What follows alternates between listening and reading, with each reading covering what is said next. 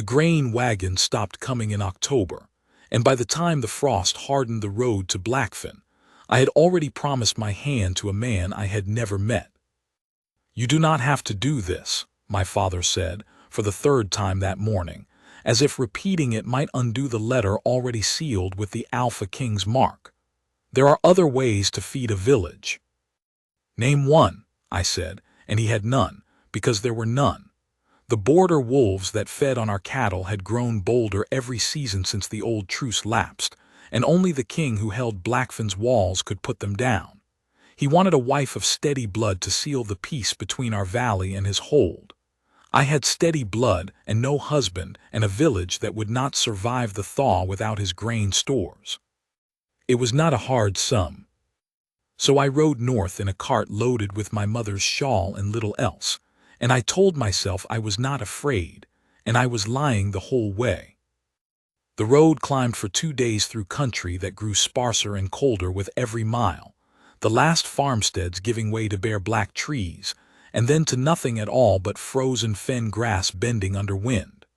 My escort was a quiet man named Corin, one of the king's own riders, who answered my questions about Blackfin with careful, clipped politeness that told me more by what he would not say than by what he would.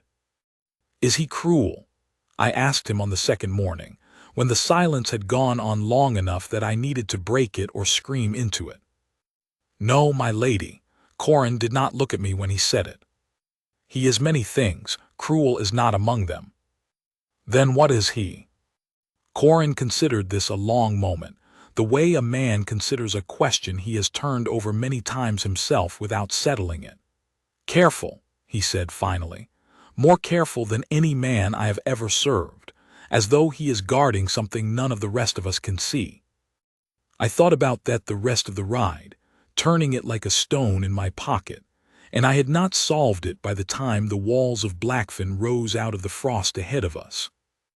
Blackfin Hold rose out of the frozen fen like something the land had grown rather than built, gray stone softened by torchlight in the windows, and at the gate stood a man so still he might have been carved from the same rock. He did not smile. He did not step forward to help me down from the cart, though his hand twitched once at his side, as if some old instinct had reached for me and been called back before it finished the motion. "Lady Aveline," he said. His voice was low, unhurried, the voice of a man who had long ago decided that nothing was worth raising it for. "I am Gareth. I thank you for coming." "I did not come for thanks," I said before I could soften it. "I came for grain." Something crossed his face then. Not offense, I would learn later, but a kind of relief, as though he had braced for flattery and been given honesty instead. "Then you shall have grain," he said, "and I shall have a wife who does not pretend." That was the whole of our courtship. 2 sentences at a frozen gate, and a wedding 3 days later in the Hold stone chapel, with no flowers because nothing bloomed in that country in December, and no kiss because he did not ask for one and I did not offer it. He slid a plain iron band on my finger, said the old words in a voice that did not waver, and would not meet my eyes when he said them. I noticed, at the time, only that he was cold. I did not yet understand that a man can hold himself very still not because he feels nothing, but because he is afraid of what will happen if he lets even one corner of himself move. The Hold small household gathered for the ceremony out of duty rather than joy. A handful of guardsmen, a priest with a voice like gravel, Petra standing near the back with her hands folded and her face carefully unreadable. No one threw grain or sang the old blessing songs. It was the plainest wedding I had ever seen, plainer even than my own imagining of what a poor village girl's wedding might be. And I remember thinking, as the priest closed his book, that I had traded one kind of hunger for another, and at least this one came with walls that did not leak snow.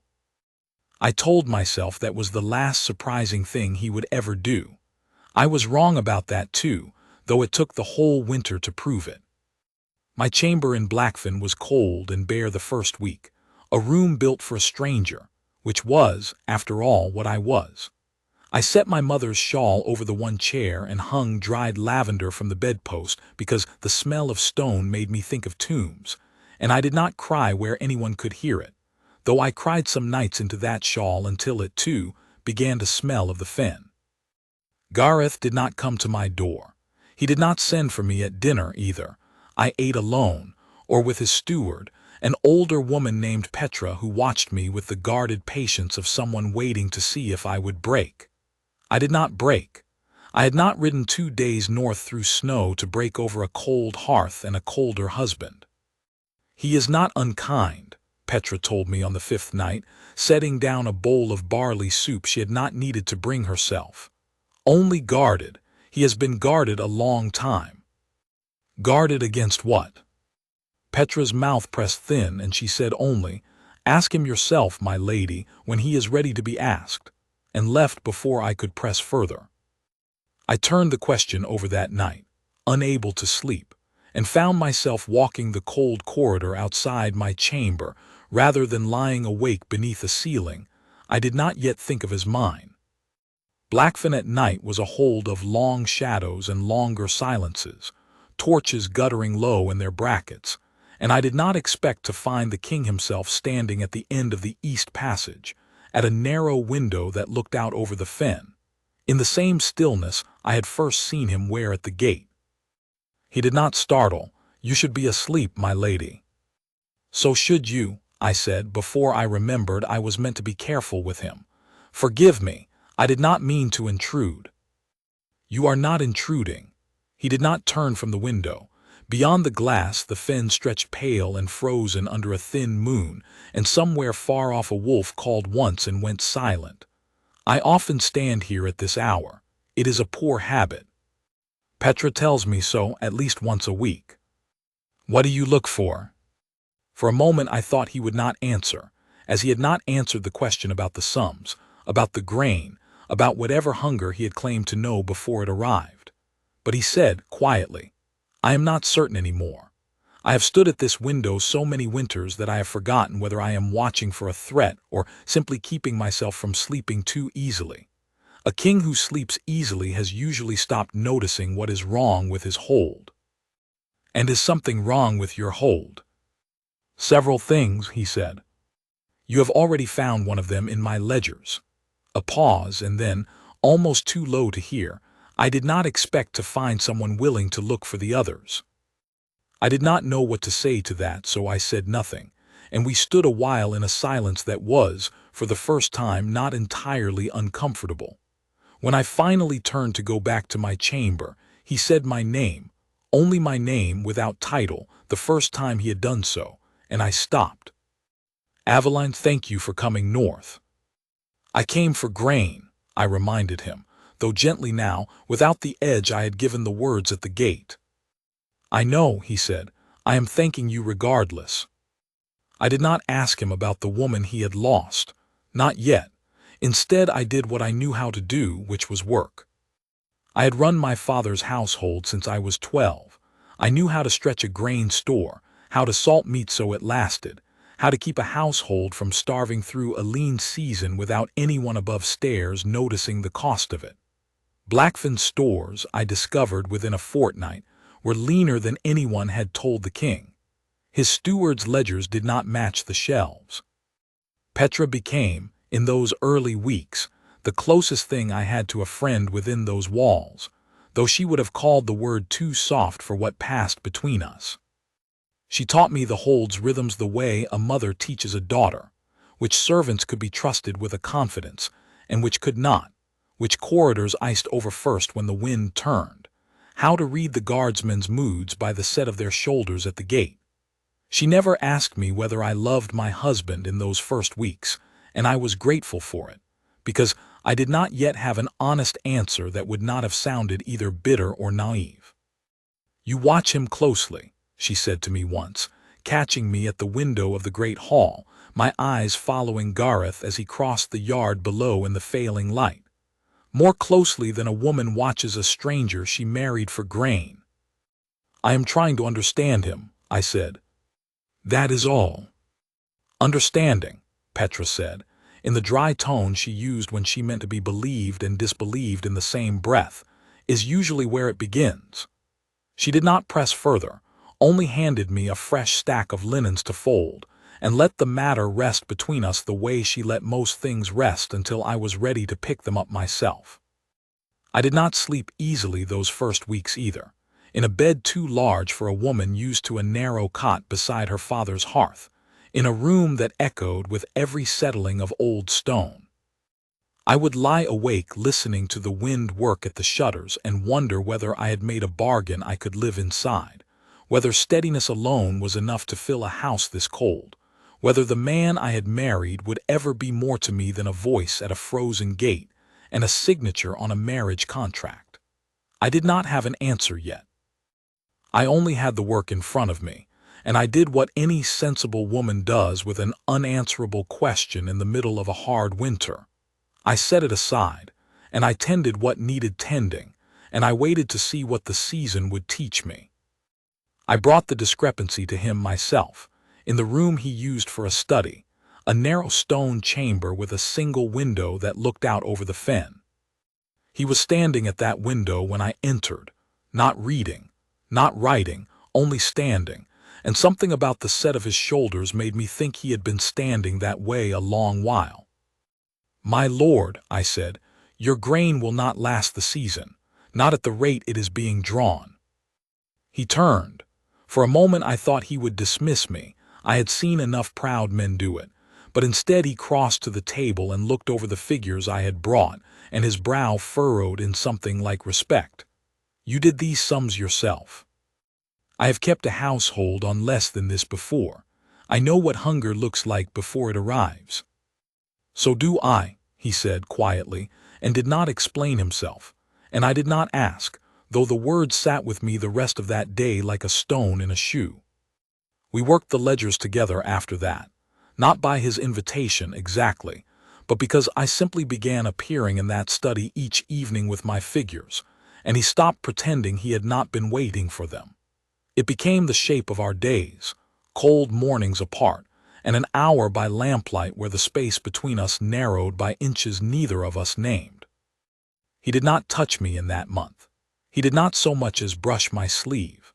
But I began to notice the small things a careful man does when he has decided to be careful around a particular person.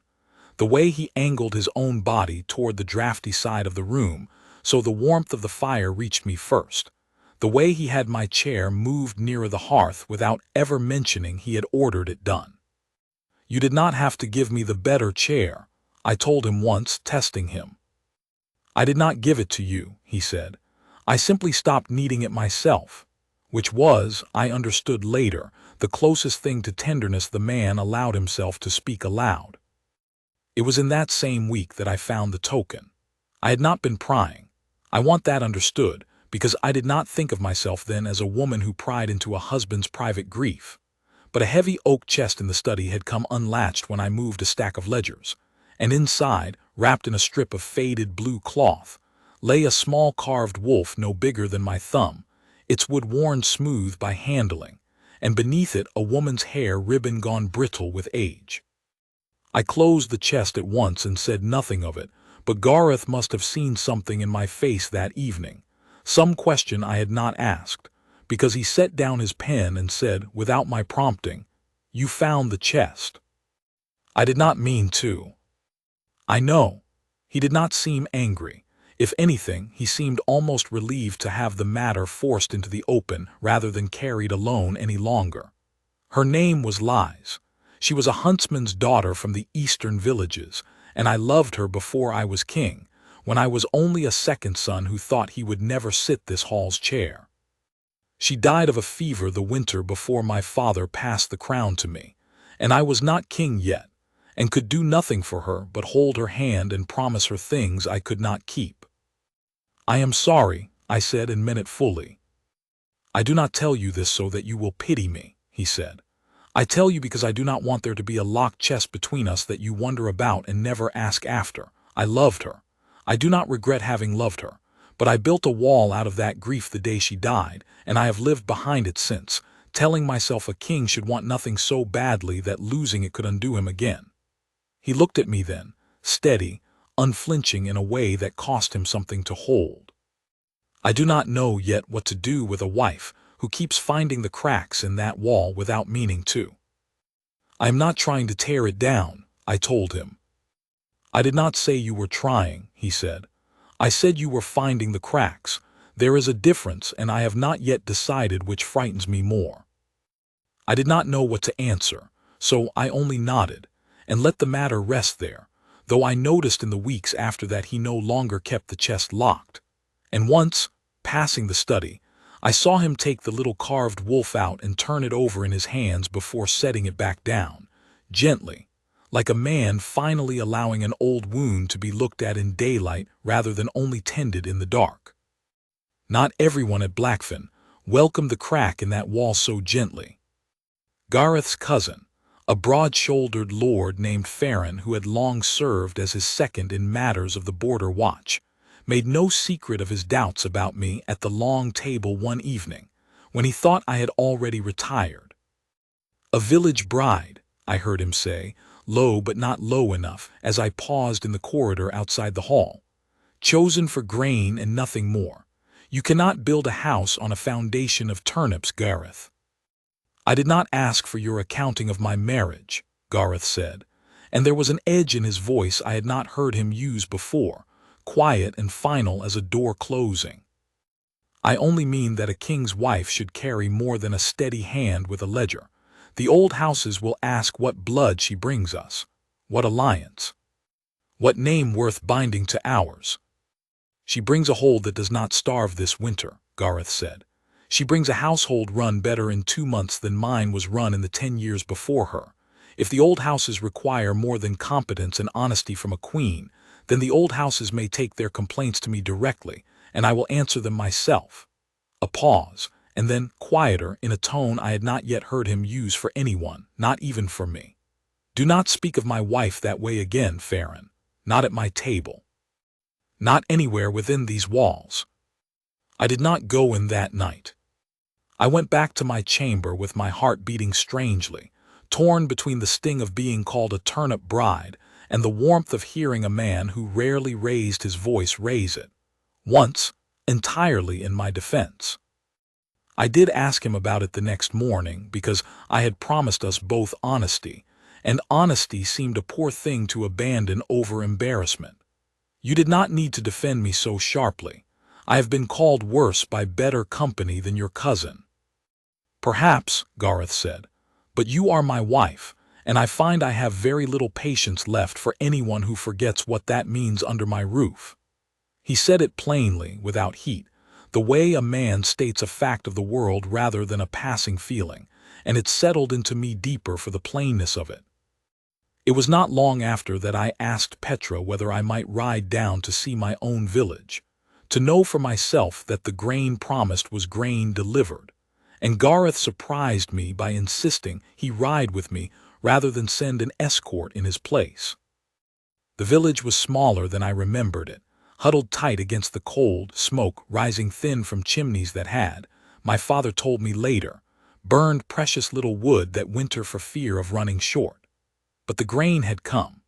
I saw the sacks stacked in the old miller's barn, saw children with color still in their cheeks instead of the gray hollow look hunger leaves, saw my father embrace me at our own worn door with tears he did not bother hiding. You kept your word, he said to Gareth, who stood a pace back, watching the reunion with an expression I had not yet learned to name, though I would learn it soon enough. Longing, perhaps, for a home he had not let himself have. I keep every word I give, Gareth said, though I confess this one was easier to keep than most, given what it bought me. My father looked between us, and something in his face eased, some worry he had carried since the day he sealed that letter with the king's mark. She is happy, he said to Gareth, not quite a question. I am trying to make her so, Gareth said, though I am still learning how. We walked the village together before we rode back, and I watched him crouch to speak with an old widow mending nets by her door, watched him ask after a boy's leg that had been broken in the autumn harvest and remember, unprompted, that the boy's name was Tomlin, though he had met the child only once, months before. It was not the behavior of a distant king fulfilling an obligation. It was the behavior of a man who had quietly decided this village was his to look after now, because it was mine. "They love you here," he said, as we rode back toward Blackfen in the fading light. "They are frightened for me here," I said. "There is a difference. They do not yet know if I am safe with you." "And are you?" I looked at him a long moment, at the careful, guarded face that had begun, in small and unadvertised ways, to unguard itself around me. "I am beginning to think I am the safest I have ever been," I said, "which frightens me more than any danger I left behind in that village." He did not answer that, but he rode close beside me the rest of the way, near enough that our horses' shoulders nearly touched, and I understood it for what it was, the nearest thing to reaching for my hand that he had allowed himself yet. The border trouble came in January, sudden as a door slamming. A scouting rider returned to Blackfen half frozen with word that a rival pack, Merrow's men, out of the eastern crags, had crossed into our grazing lands and burned 2 grain sheds on the valley's edge, my valley, the very fields my village depended on. Gareth was in his armor within the hour, and I found myself standing in the hold's yard in the black cold, watching him check the girth of his horse with hands that were, for the first time since I had known him, not entirely steady. "Come back," I said, and then, hearing how bare it sounded, added, "Blackfen needs its king." He looked at me for a long moment, longer than any look he had given me yet, and something passed behind his eyes that I could not name, not yet. "I intend to," he said, and swung up onto his horse, and rode out into the dark with 20 men at his back, and I stood at the gate until the torches were only a memory of light on the snow. I did not sleep that night. I sat by the hearth in my chamber with the shawl around my shoulders and did the only thing I knew to do with fear, which was work through it. I went down to the stores myself and began portioning what remained, so that whatever came back through that gate, wounded or whole, would find a hold that could still feed itself. Petra found me there past midnight and did not send me to bed. She only rolled up her own sleeves and worked beside me until dawn. They returned 2 days later, fewer than they had left, and Gareth among the wounded, though he would not have called himself that. A gash along his forearm he had wrapped himself and refused to have properly seen to until the last of his men were tended. I found him in the study again, that same narrow room, sitting for once instead of standing, his arm bleeding through a hasty bandage, and something in me simply stopped being careful. "Let me see it," I said, and did not wait for permission, and he did not withhold his arm from me, which was its own kind of answer. I cleaned the wound and bound it properly by lamplight while he watched my hands rather than my face, and neither of us spoke for a long while, and the quiet was not the cold quiet of the chapel where we had married. It was a different silence. It had weight to it, the way the air has weight before snow. "I thought of you," he said at last, so quietly I nearly missed it beneath the crackle of the fire, in the worst of it, when Merrow's men had us pressed near the tree line and I did not know if we would hold.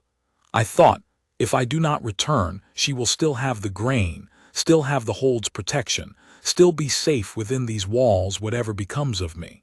It steadied my hand more than I expected it to. "That is a strange comfort to carry into a fight," I said, though something in me had gone soft and warm at the confession. "It is the only kind of comfort a man like me knows how to carry," he said.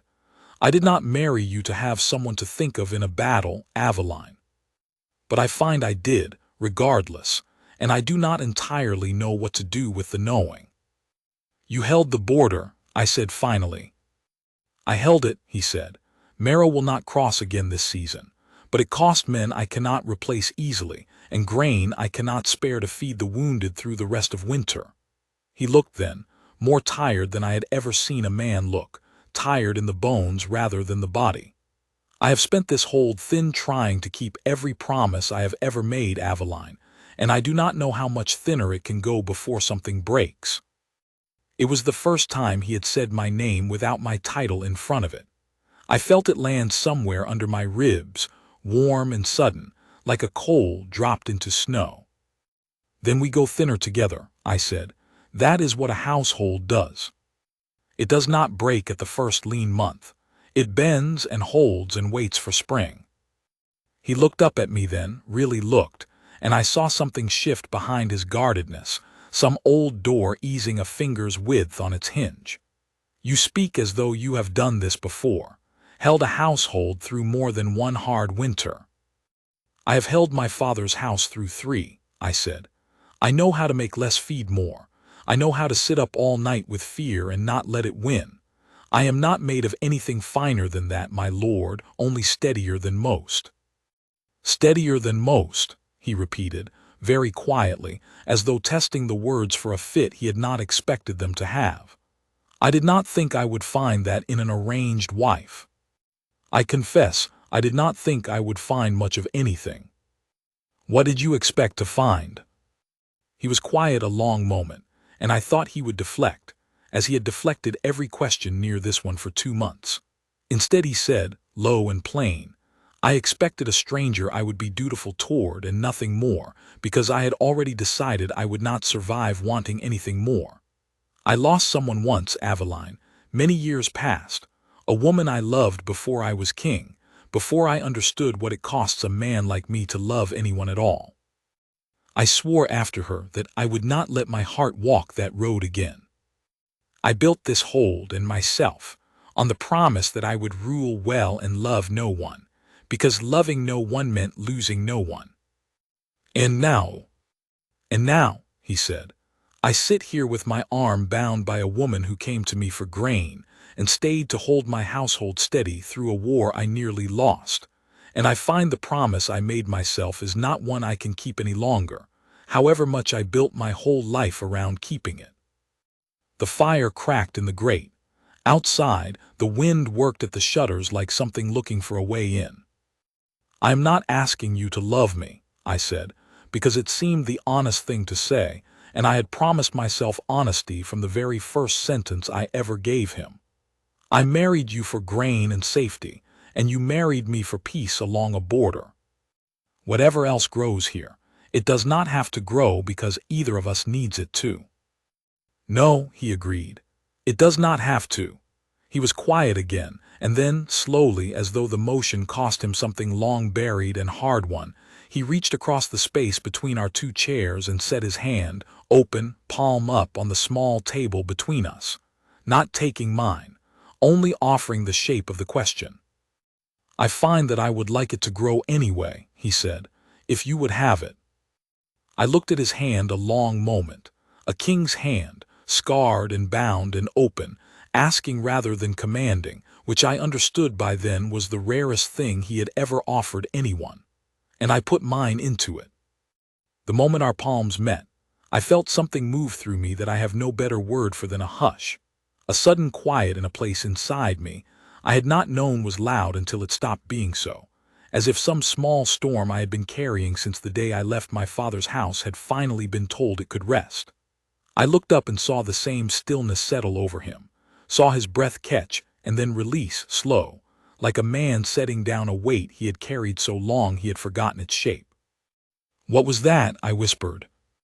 I have heard the old stories, he said, wonder plain in his voice for the first time since I had known him, of a mate bond, a mark the old blood leaves on a man when he has found the one soul built to stand beside his own.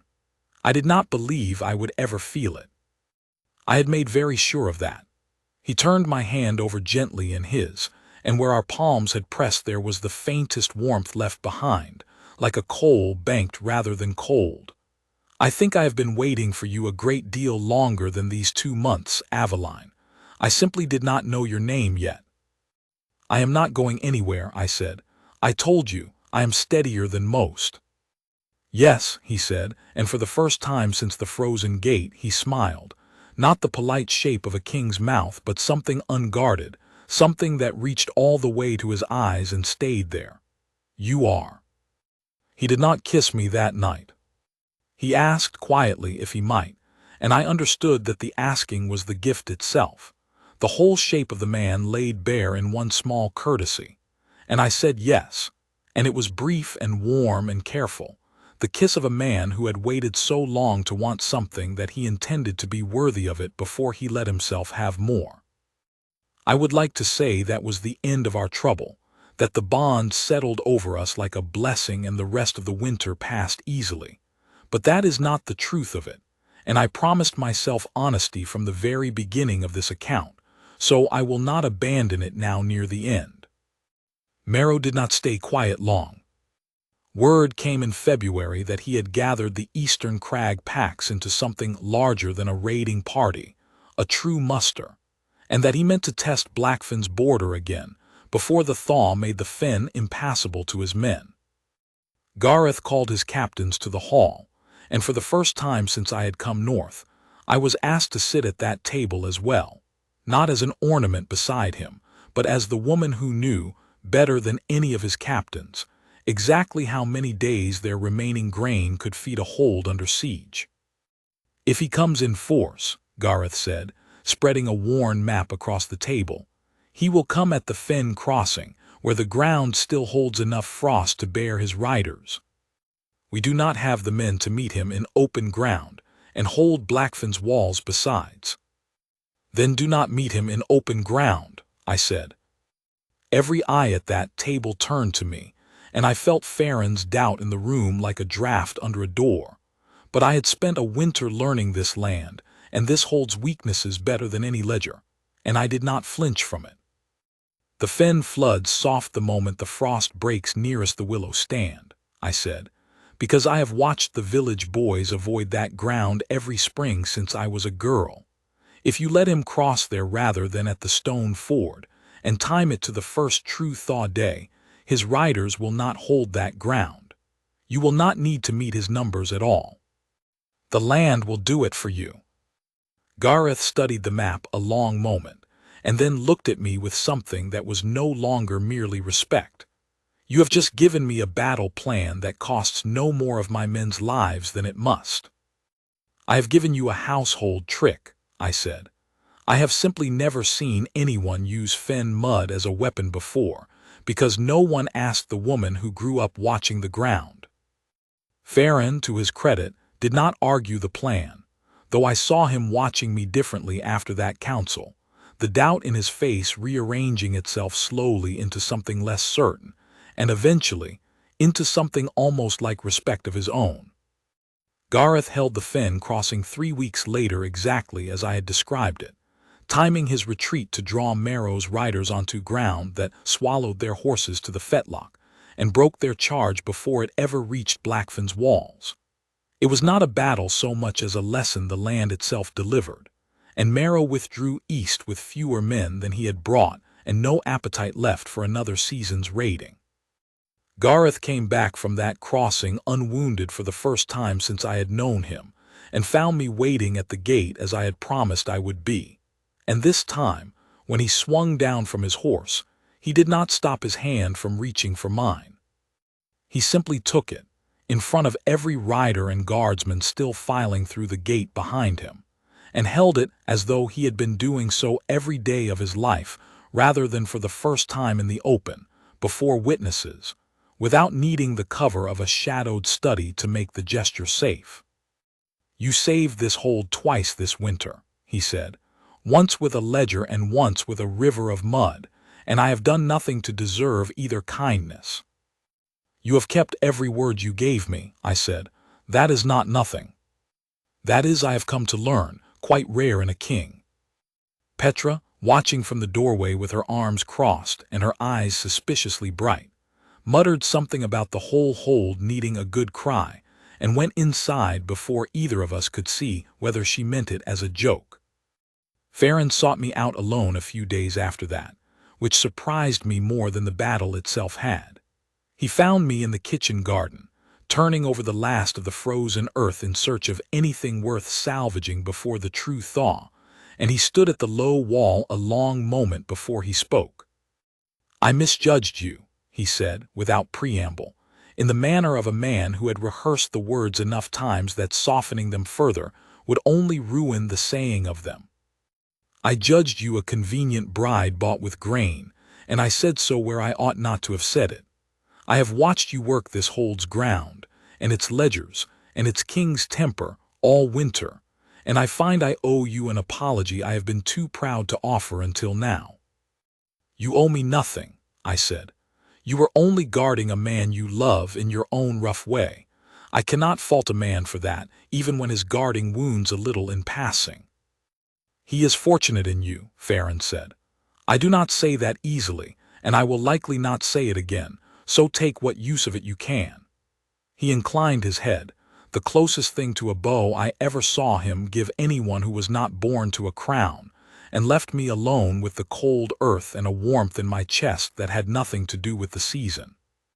I told Gareth of it that evening, and he only smiled, the unguarded smile that still caught me by surprise each time it appeared, as though I had not yet grown used to the sight of it. "Farron does not apologize," he said. "I have known him since we were boys, and I have seen him wounded and humbled and once nearly drowned in the fen, and never once have I heard him apologize for anything before this winter." "Then perhaps this winter changed more than one guarded man," I said, and he took my hand across the table without a word, and held it there while the fire burned low, and I understood that this too was becoming a habit between us, the reaching and the holding, worn smooth already like the little carved wolf in its unlocked chest. Spring came late to Blackfen that year, but it came. The grain held, thin as we had feared but enough, and Petra swore the hold had not seen a lighter winter purse or a fuller larder in a decade, which she said was no contradiction at all, only good household sense finally applied to a king who had forgotten he was allowed to be looked after. I still keep my mother's shawl on the chair by our hearth, though the room is not bare or cold anymore, and some evenings Gareth sits across from me with the day's ledgers and reaches for my hand without a word, only holding it while we work, as though he still cannot quite believe it is allowed. I let him. I have come to understand it is not the debt of a king repaying a bargain. It is only a man who spent years afraid to want anything, finally warming his hands at a fire he once swore he would never light. We rode to my village once more before the planting season, not on king's business this time, but simply because I wished to see the first green come up along the fences I had known as a girl, and Gareth wished, he told me plainly, to see whatever it was that had made me the woman I had become. My father wept again at the door, though more quietly this time, and Tomlin's mended leg carried him running the whole length of the lane to show Gareth how well it had healed, and old Petra's counterpart in the village kitchen fed us both until neither of us could stand, and called Gareth my lord, in a tone that had, by the end of the visit, softened into something closer to fondness than formality. It was on the ride home, with the fen thawing soft and dark on either side of the road, that Gareth told me the rest of what he had not yet said. "I built this hold on the belief that a king who wants nothing cannot be broken," he said, watching the road rather than me, the way he still did when a thing cost him something to speak aloud. "I have spent every year since Lies died proving that belief to myself, brick by brick, until I nearly forgot there was a man underneath the proving. You did not tear that wall down, Aveline. You simply kept showing me, one lean season at a time, that I had built it around an empty room, and that I did not have to live in an empty room any longer if I did not wish to." "And do you wish to?" I asked, though I already knew the answer, had known it since the night his hand had found mine over a lamplit table, and asked rather than took. "I wish to live in whatever room you are standing in," he said simply, "for as long as you will allow me the company." I did not answer that with words. I only reached over, as he had once reached for me, and took his hand from the reins, and held it the rest of the way home, past the willow stand where the fen had swallowed Merrow's charge, past the stone chapel where we had said cold vows to a stranger's face, all the way to the gate where he had once stood so still I had mistaken him for carved rock, and which now, at the sight of us riding in together, hand in hand in the last light of a late thaw, he crossed without hesitation to meet us both. Last night he asked me, half laughing, half in earnest, what I had thought of him at that frozen gate, before any of this began. "I thought you were a cold and guarded man," I told him honestly, and that I had traded my freedom for grain and nothing more. And now, I looked at our two hands, folded together over the ledger, his thumb tracing slow circles over my knuckles the way it had every evening since that first winter storm. Now I think grain was never what I came here for, I said, though I did not know it yet when I said the vows. He laughed, a real laugh, low and warm, the kind I had not thought that stern face capable of holding the day I met him, and pulled my hand to his lips, and outside the window the first green came up thin and stubborn through the last of the fen's frost, exactly the way I had, and exactly the way he had let it.